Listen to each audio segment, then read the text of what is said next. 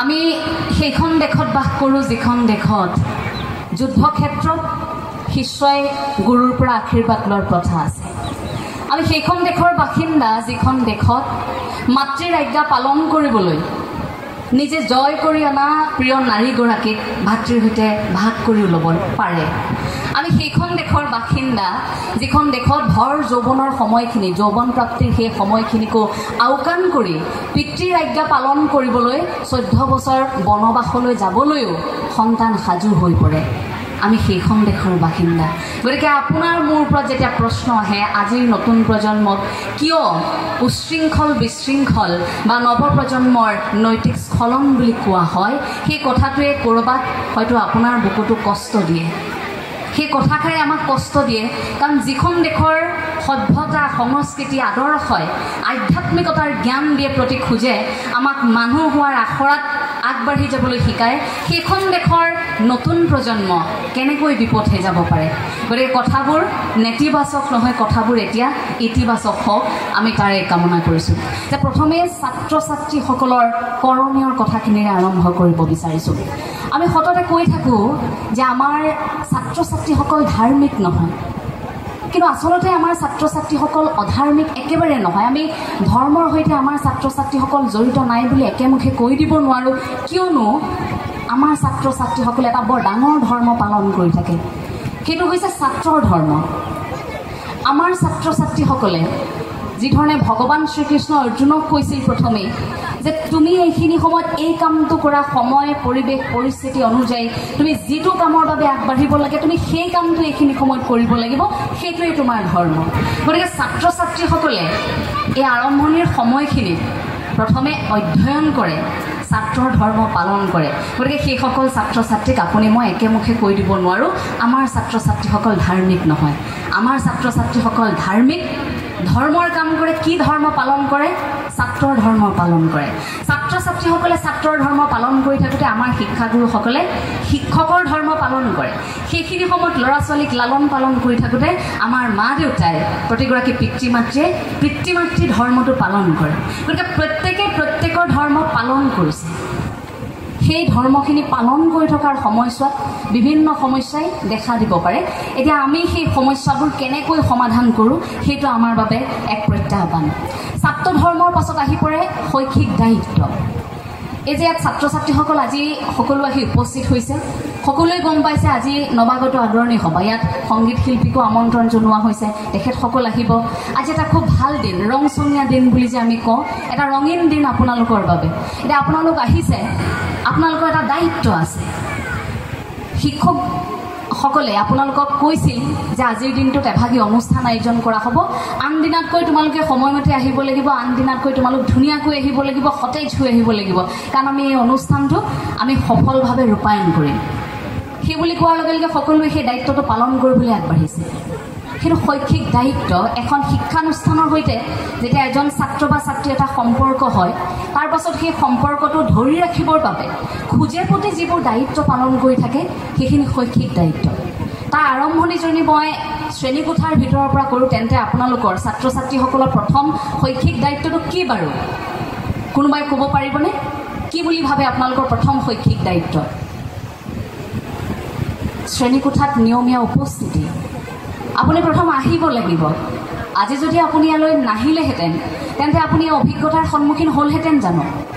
আপুনি যদি শ্ৰেণীকোঠালৈ নাযায় তেন্তে শ্ৰেণীকোঠাত শিক্ষকে কি শিকায় আপুনি সেইখিনি ঘৰৰ পৰা জানিব পাৰিব নেকি? আপুনিতো সৰবজ্ঞান নহয়, সৰ্বজ্ঞানী নেকি? সেয়াটো নহয়। গতিকে আমাৰ শৈক্ষিক দায়িত্বৰ প্ৰথমটো সেয়া হৈছে নিয়মীয়া উপস্থিতি। আমাৰ নিয়মীয়া উপস্থিতি খুব জৰুৰী। তাৰ পাছত আমাক শিক্ষাগুৰুসকলে এটাৰ পাছত আন এটা দায়িত্ব দিয়ে। সেই দায়িত্ববোৰ কেনেধৰণৰ? ধৰক আপোনাৰ নিয়মীয়া উপস্থিতি আৰম্ভ হৈছে, আপুনি নিয়মীয়াকৈ স্কুললৈ আহিছে, আৰম্ভ হৈছে আপোনাৰ পাঠ্যক্ৰম, আপুনি বুজিবলৈ আৰম্ভ কৰিছে, লাহে লাহে আপোনাৰ পৰীক্ষা কাষ চাপি আহিছে, নিৰ্দিষ্ট তাৰিখ দিয়া হৈছে, পৰীক্ষাৰ বাবে সাজু হৈছে। সেয়া দায়িত্ব। পৰীক্ষা আহিছে, আগতকৈ বেছি সাজু হ'ব লাগিব, সেইটো এটা দায়িত্ব আপুনি পালন কৰিব লাগিব, সেইটো শৈক্ষিক দায়িত্বই। তাৰ পাছত আপোনাক কৈ দিয়া হ'ল যে আজি নৱাগত আদৰণি সভা, তালৈও আহিব লাগিব, কাইলৈ খেল আছে, তালৈও আহিব লাগিব, পৰহিলৈ আমাৰ বেলেগ এখন বিজ্ঞান মেলাৰ আমি আয়োজন কৰিছোঁ, তালৈও আহিব লাগিব। কিন্তু এই ধাৰণাটো লৈ ল'লেও নহ'ব যে আজিতো ক্লাছ নকৰে, গতিকে আজিনো কিয় যাওঁ, আজিতো ৰেজিষ্টাৰ নলয়, আজি আমাৰ নামবোৰ তাত লিখা নাথাকিব, ৰোল নম্বৰবোৰ আমাৰ আজি নামাতে, আজি চাই নাথাকে, গতিকে আজি নগ'লেও হয়তো গম নাপায়, আজি বিয়া এখনকে খাবলৈ গুচি যাওঁ নেকি, আজিতো খেল, মইতো কাবাডী নেখেলোঁ, মোৰ স্কুলৰ বাকীসকলেহে খেলিব, মই কিয় যাম, নৱাগত আদৰণি সভা আজিনো কি, মই দেৰিকৈ যাম, পেকেট লাঞ্চ দিয়াৰ সময়খিনিত যাম, খাম আৰু পটককৈ গুচি আহিম, বাকী আৰু ভাষণ দিয়া সময়খিনিত কিয় যাম, হয়নে, এইখিনি সময় নাযাওঁ, বোলে গায়িকাগৰাকী কিমান সময়ত আহিব, বোলে গান গোৱা সময়খিনিতহে আমি যাম, এইখিনি সময় নাযাওঁ নহ'লে। এই যে শৈক্ষিক দায়িত্ব এটা আপোনাৰ ওপৰত আছিল শিক্ষানুষ্ঠানখনৰ, আপোনাৰ সহপাঠীসকলে খেলিব অথচ আপুনি তালৈ যাব লাগিব, এই যে একতাটো, এই যে সম্পৰ্কটো মজবুত কৰাৰ ক্ষেত্ৰত আমি দিয়া খোজবোৰ, সেইবোৰ কিমান শক্তিশালী হ'লে আপুনি ভাবে যে এখন শিক্ষানুষ্ঠান শক্তিশালী হৈ থাকিব। এখন শিক্ষানুষ্ঠান শক্তিশালী হৈ থাকিবলৈ সেই শৈক্ষিক দায়িত্ব পালন কৰিবৰ বাবে প্ৰতিগৰাকী ছাত্ৰ ছাত্ৰীৰ দায়বদ্ধতা থাকিব লাগিব। দায়বদ্ধতা দুটা দিশত, এটা আপোনাৰ ব্যক্তিগত দায়বদ্ধতা, আনটো আপোনাৰ সামাজিক দায়বদ্ধতা। আপুনি সামাজিক দায়বদ্ধতা পালন কৰাৰ সমান্তৰালকৈ আপোনাৰ ব্যক্তিগত দায়বদ্ধতা আপুনি পালন কৰিব লাগিব। সেইখিনি আমাৰ ছাত্ৰ ছাত্ৰীসকলে শিক্ষানুষ্ঠানত ভৰি দিয়াৰ লগে লগে সেইখিনি খোজে প্ৰতি অনুভৱ কৰিব পাৰিব লাগিব। আৰু তাৰ পাছত আমাৰ আন এক ছাত্ৰ ধৰ্মৰ আন এক প্ৰধান কৰ্তব্য হৈছে আত্মনিৰ্ভৰশীল। আপোনালোকে এতিয়া সততে আমাৰ ছাত্ৰ ছাত্ৰীসকলক উদ্দেশ্যি এই কথাখিনি, আপোনালোকে যেতিয়া খবৰ কাকতত পঢ়িবলৈ পায়, টিভিত চাবলৈ পায় যে আজি এগৰাকী অসমৰ ব্যৱসায়ীয়ে ইমান সফলতা অৰ্জন কৰিছে, তেওঁ ব্যৱসায় আৰম্ভ কৰিছে, আপোনালোক সুখী হয়, বাহ এই কামবোৰ কৰি দিছে দেখোন। তাৰপিছত খবৰ লাভ কৰিছে আমাৰ এগৰাকী মহিলা পাইলট হৈ সুনাম অৰ্জন কৰিছে, আমাৰ মাজৰ পৰা এগৰাকী শিক্ষকতাৰে উজলিবলৈ সক্ষম হৈছে, আমাৰ মাজৰ পৰা এগৰাকী বিজ্ঞানী ওলাইছে, আমাৰ মাজৰ পৰা এগৰাকী সফল কৃষক ওলাইছে, এগৰাকী সফল শিপিনী ওলাইছে। আমাৰ মাজৰ পৰা সেই খবৰবোৰ দেখাৰ লগে লগে আমি উৎসাহী হৈ পৰোঁনে? আমাৰো কৰিবলৈ মন যায়। কিন্তু আমি আৰম্ভণি খোজটো, অৰ্থাৎ আমি যদি আৰম্ভণিতে আত্মনিৰ্ভৰশীল হ'বলৈ নিশিকোঁ, তেন্তে সেই সপোনবোৰ পূৰণ কৰাত ক'ৰবাত বাধা আহি পৰে।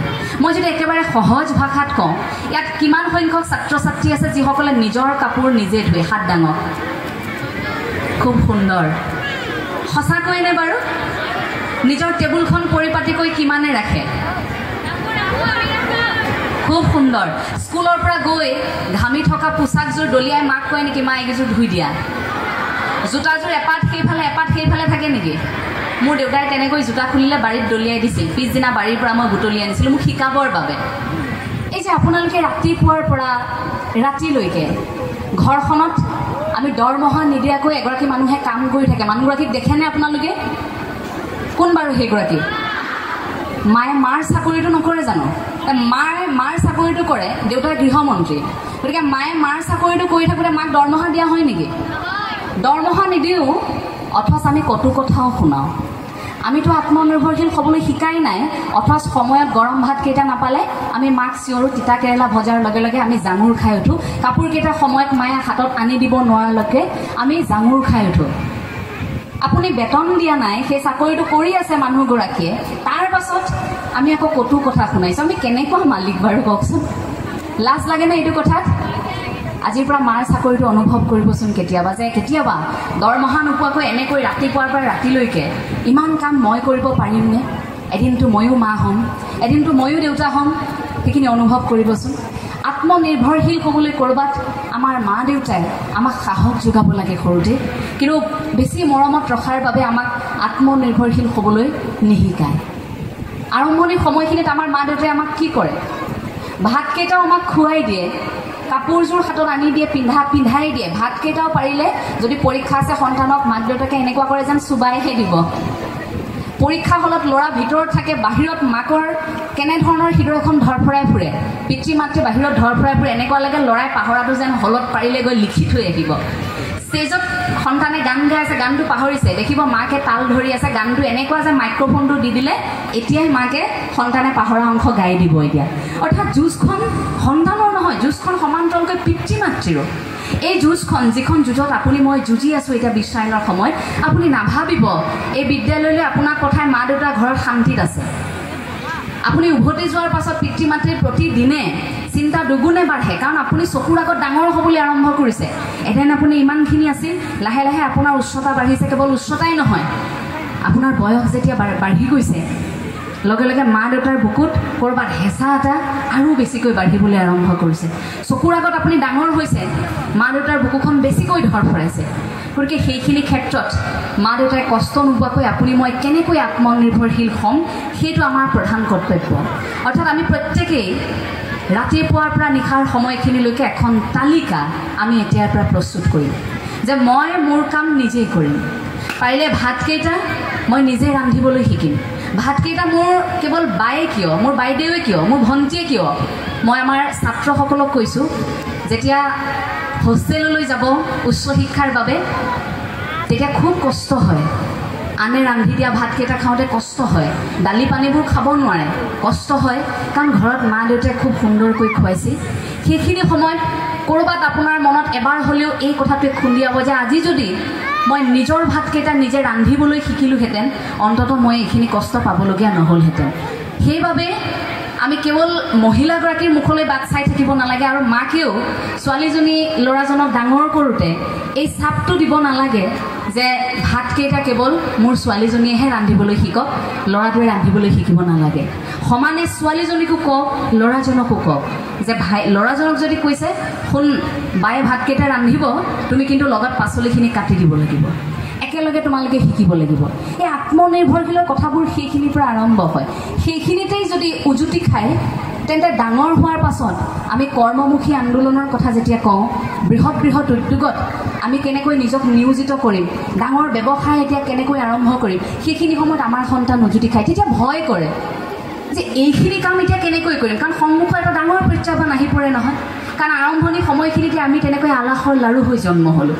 গতিকে পৰাপক্ষত আৰম্ভণিৰ পৰা আত্মনিৰ্ভৰশীল হ'বলৈ আপোনালোক আৰম্ভ কৰক। আৰু তাৰ পাছত ছাত্ৰসকলৰ ছাত্ৰ ধৰ্ম আন এটা হৈছে বৃত্তিমুখী শিক্ষাৰ ওপৰত জ্ঞান। বৃত্তিমুখী শিক্ষা অৰ্থাৎ আপোনাৰ যি পাৰদৰ্শিতা আছে, এনে এটা শিক্ষা ব্যৱস্থা, এনে এটা আপোনাৰ দক্ষতা, সেই দক্ষতাৰ ওপৰত আপুনি পদ্ধতিগত জ্ঞান অৰ্জন কৰি তাৰ পৰা আপুনি অৰ্থ উপাৰ্জন কৰিব পাৰে। এই ধৰক আপুনি নাচিব পাৰে, কিন্তু আপুনি নাচিব পাৰিলেই নহ'ব, আপুনি সেই নৃত্যৰে নিজক কেনেকৈ প্ৰতিষ্ঠিত কৰিব তাৰ বাবে আপুনি নৃত্যৰ প্ৰশিক্ষণ ল'ব লাগিব, আপুনি শিকিব লাগিব। কিন্তু তাৰ বিপৰীতে আপোনাৰ পিতৃ মাতৃয়ে যদি আপোনাক ক্ৰিকেটত নামভৰ্তি কৰি দিছে, মোৰ ছোৱালী খেলুৱৈ হ'ব লাগিব, কিন্তু আপোনাৰ ছোৱালীয়ে নাচি ভাল পায়, সেইখিনি সময়ত সন্তান বিবুধিত পৰে। দেশ নিৰ্বাচনত আমাৰ আটাইতকৈ ভুল হয়, বিশেষকৈ অসমত, বহিৰাজ্যত বা আন দেশত এইখিনি সমস্যা নহয়, কাৰণ আন দেশৰ শিক্ষা ব্যৱস্থাৰ সমান্তৰালকৈ আনুষ্ঠানিক শিক্ষা চলি থাকে। আনুষ্ঠানিক শিক্ষাতেই বৃত্তিমুখী শিক্ষা এনেধৰণে তাত নিয়োজিত আছে যে কোনোবাই যদি শ্ৰেণীকোঠাত নাপিত হ'বও বিচাৰিছে, কোনোবাই যদি ভাল চুলিও কাটে, সেই নাপিত হোৱা প্ৰশিক্ষণটো শিক্ষানুষ্ঠানখনেই ব্যৱস্থা কৰি দিয়ে। বোলে চিলাই কৰিব পাৰিছে কোনোবা এগৰাকীয়ে, কেনেকৈ চিলাই কৰিব সেই তাৰ প্ৰশিক্ষণটো কেনেকৈ ল'ব লাগিব সেইখিনি বিদ্যালয়তে শিকোৱা হয়। কিন্তু আপুনি মই কি কৰোঁ, সাধাৰণতে আমি কি দেখিবলৈ পাওঁ, অকণমান সময় দিনটোৰ বিৰতি নোপোৱাকৈ আমাৰ ল'ৰা বা ছোৱালীগৰাকীয়ে, আমাৰ ছাত্ৰ বা ছাত্ৰীগৰাকীয়ে প্ৰতিদিনে বিভিন্ন শাখাত অধ্যয়ন কৰিছে, জ্ঞান অৰ্জন কৰিবলৈ ঢপলিয়াই ফুৰিছে। ৰাতিপুৱা স্কুললৈ আহিল 7 বজাত, স্কুলৰ পৰা উভতি গ'ল 3:30 বজাত, মাত্ৰ গৈ ঘৰ পাইছিলহে, কোনোমতে ভাতকেইটা নাকে কাণে গুজি ল'ৰাজন ওলাই গ'ল। এইবাৰ তেওঁ ক্লাছ আছে ইংৰাজীৰ টিউশ্যন এটা লৈ দিয়া হৈছে, গতিকে ইংৰাজীৰ ঘৰুৱা শিক্ষকৰ দ্বাৰা শিকি ঘৰলৈ আহি পাইছিলহে মাত্ৰ, বেগটো সলাই লগে লগে গ'ল নাচৰ ক্লাছলৈ, নৃত্যৰ ক্লাছলৈ। তাৰপাছত নৃত্যৰ পৰা আহি অভিনয় ক্লাছলৈ গ'ল, তেওঁ অভিনয় শিকিবলৈ গ'ল। অভিনয়ৰ পিছত দেখিলে অকণমান দেৰিৰ পিছত তেওঁ খেল আছে, খেলিবলৈ গ'ল। কিন্তু সেই ভাগৰুৱা সন্তানটিক আপুনি কেতিয়াবা সুধিছেনে, তোমাক যে ইমানবোৰ শিকিবলৈ পঠিয়াইছোঁ, শুন তুমি সঁচাকৈয়ে মনৰ পৰা আগ্ৰহী নে এইবোৰ শিকিবলৈ? তুমি ইমানবোৰৰ ভিতৰত তোমাক যদি মই বাছনি কৰিবলৈ দিওঁ, তুমি কি হ'বা, তুমি কি কৰিব বিচাৰা? সন্তানক কেতিয়াবা এইটো আমি এটা ভৰসাৰ হাত হিচাপে এই কথাষাৰ আগবঢ়াইছোনে যে তুমি ডাঙৰ মানুহ হ'ব নালাগে, তুমি মহান মানুহ হ'ব নালাগে, তুমি লোভনীয় বেতন পাব নালাগে, মাথো তুমি সুখী হোৱা, তুমি সুখী হোৱা কাম কৰা, তোমাৰ সুখত আমি সুখী হওঁ। এই শব্দটো, এই বাক্যটো আমাৰ পিতৃ মাতৃসকলে ক'ৰবাত প্ৰয়োগ নকৰে। সেইবাবে আমাৰ ল'ৰা ছোৱালী ক্ৰমাৎ হতাশাত পৰে। আজি বিদ্যালয়ত যদি পৰীক্ষা হয়, পৰীক্ষাৰ ৰিজাল্ট বহীবোৰ দিয়াৰ লগে লগে নম্বৰ কেইটা লৈ আমি ধৰফৰাই ফুৰোঁ, কিয় এই কম নম্বৰটো পালে, তাৰ সলনি আমি এই বাক্যটো ক'বলৈ পাহৰি যাওঁ যে আৰু এটা পৰীক্ষা হ'ব নহয়, সেইটোত ভাল কৰিবা। বা তোমাৰ আহিবলগীয়া নৃত্যৰ পৰীক্ষাটো আছে নহয়, তুমিতো নাচি ভাল পোৱা, হ'ব দিয়া, তুমি নৃত্যশিল্পী হ'লেও মোৰ আপত্তি নাই, তুমি তাত কেইটামান বেছি নম্বৰ মোক আনি দিবা। আপোনাৰ সন্তানে হাঁহি মুখে সেয়া গ্ৰহণ কৰিব। কিন্তু আমি ক'ৰবাত প্ৰতিযোগিতাৰ ধাম খুমীয়া ইমান হেঁচা প্ৰয়োগ কৰোঁ, ইমান এনেকৈ ভাবোঁ যে আমাৰ লক্ষ্যটো পূৰণ হওক, আমাৰ চুবুৰীয়াৰ সৈতে আমি হেৰ মাৰিব লাগে, আমাৰ এখন প্ৰতিযোগিতা চলি আছে, গতিকে তাত মোৰ সন্তান জয়ী হ'বই লাগিব, পুৰস্কাৰটো মোৰ সন্তানে পাবই লাগিব, প্ৰথম স্থান মোৰ সন্তানে পাবই লাগিব, মোৰ সন্তান কেতিয়াও হাৰিব নোৱাৰে। সেইবাবেই লাহে লাহে হাৰিব নজনা হৈ যায় আমাৰ সন্তান, আৰু সেইখিনি সময়ত আমাৰ এনেকুৱা হৈ যায় আমি লাহে লাহে হতাশাত পৰোঁ। এই যে জীৱনটো মূল্যৱান, সেই কথাষাৰ পাহৰি পেলোৱা হয়। সেইবাবে হয়তো হতাশাত আজিৰ সময়ত যিবোৰ ডিপ্ৰেশ্যন, হতাশা বুলি আমি কওঁ, এই হতাশা শব্দবোৰ আমাৰ জ্যেষ্ঠসকলে খুব কমকৈ ব্যৱহাৰ কৰিছিল, কাৰণ আমাৰ জ্যেষ্ঠসকলৰ জীৱনত হতাশাই নাছিল। হতাশা এইবাবেই নাছিল, মানসিক হেঁচা এইবাবেই নাছিল, কিয় তেওঁলোকে মনৰ কামবোৰ কৰিবলৈ পাইছিল। কিন্তু আপুনি মই মনৰ কামবোৰ কৰিবলৈ সুযোগ সুবিধা নাপালোঁ, কাৰণ আমি এনেকুৱা এটা সময়ত জন্ম হ'লোঁ য'ত হাত মেলিলে বস্তুবোৰ পায়। গতিকে প্ৰতিযোগিতা এতিয়া মানুহৰ লগত নহয়, প্ৰতিযোগিতা যন্ত্ৰৰ সৈতে। গতিকে যন্ত্ৰৰ সৈতে প্ৰতিযোগিতা কৰিবলৈ বিশ্বায়নৰ সময়ত আপোনাৰ এই মগজুটো কিমান ক্ষিপ্ৰ হৈ থাকিব লাগিব, মগজুটো ক্ষিপ্ৰ হৈ থাকিবৰ বাবে আপোনাৰ মন মগজু কিমান শক্তিশালী হৈ থাকিব লাগিব, তাৰ বাবে স্বাভাৱিকতে আপুনি মই যন্ত্ৰ হমেই। গতিকে এইখিনি সময়ত আপোনাৰ ওপৰত এটা বিশ্বাস কেনেকৈ আহিব যে এই জীৱনটো আমাৰ বৰ মূল্যৱান, আমি হতাশাত পৰিলে নহ'ব, আমি ভাঙি পৰিলে নহ'ব, জীৱনটো আমি এবাৰেই পাইছোঁ, আমি হেৰাই যাবলৈ দিব নালাগিব এই জীৱনটো। এজন ল'ৰাই আত্মহত্যা কৰিবলৈ আগবাঢ়িছে। ল'ৰাজনে ভাবি লৈছে যে আজি মৰিমেই, দলং এখনৰ ওপৰৰ পৰা জঁপিয়াবলৈ লৈ আছে, তেওঁ ৰৈছে জঁপিয়াব, আৰু এইখিনি তৎমুহূৰ্ততে তেওঁ জাপ দিব, আজিৰ পৰা তেওঁ জীয়াই নাথাকে। দূৰৰ পৰা এজন মানুহে দেখি আছে মানুহজনেতো জাপ মাৰিবলৈ লৈছে, মানুহজনে দেখি বোলে আৰে ল'ৰাজন মৰি থাকিব এতিয়া, দৌৰ মাৰি গৈ ল'ৰাজনৰ হাতখনত থাপ মাৰি ধৰিছে, কৈছে তুমি মৰিব নোৱাৰা, তুমি কি কৰিবলৈ ওলাইছা? তেওঁ বোলে মোৰ খুব হতাশা, মইতো একো কৰিব নোৱাৰিলোঁ জীৱনত, মই মৰি থকাই ভাল, মই মৰি যাম আজি। বোলে নহয় তুমি মৰিব নোৱাৰা, তুমি মোৰ ওচৰলৈ আহাচোন। টানি আছে, ল'ৰাজন নাহে, মৰিবই। তেওঁ বোলে নহয় তুমি আহাচোন মোৰ লগত। ল'ৰাজন নাহে, তেওঁ নামানে, টানি টানি ল'ৰাজনক দলঙৰ ৰেলিঙৰ পৰা নমাই আনিছে, হাতত ধৰি লৈ গৈছে, বোলা আমি এঠাইলৈ যাওঁ। লৈ গৈছে ওচৰতে এটা আন্ধাৰ কোঠা, কোঠাটোৰ ভিতৰত মানুহ এজন বহি আছে। সেই মানুহজনক দেখি ইজন ল'ৰাই ভাবিছে আন্ধাৰত মানুহজন বহি আছে, কি কাৰণে তেওঁ মোক লৈ আনিছে। সেইখিনি সময়তো তেওঁ সুযোগ সুবিধা পালে যাবই আৰু মৰিবলৈ, তথাপিও ইজনে কৈছে যে অকণমান ৰ'বা, মোৰ এটা কাম আছে এইখিনিতে। ল'ৰাজনক সন্মুখত থিয় কৰাইছে আৰু আন্ধাৰৰ কোঠাটোত চকী এখনত বহি থকা মানুহজনৰ ওচৰত কাণত ফুচফুচাই, যিজন মানুহে ধৰি আনিছিল তেওঁ মানুহজনে কৈছে এই চাওকচোন কি হ'ব বাৰু, ফুচফুচাই কিবা এটা কৈছে, কৈ পিনে কৈছে 1 লাখ।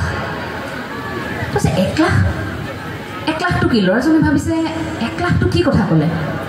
তাৰপিছত মানুহজনে আকৌ তেওঁলৈ চাইছে, ল'ৰাজনলৈ চাইছে, মৰিব বিচৰা ল'ৰাজনলৈ চাই কৈছে ঠিক আছে হ'ব 2 লাখ। তাৰপিছত সেই মানুহজনে আকৌ কাণখনত ফুচফুচাই কৈছে 5 লাখ।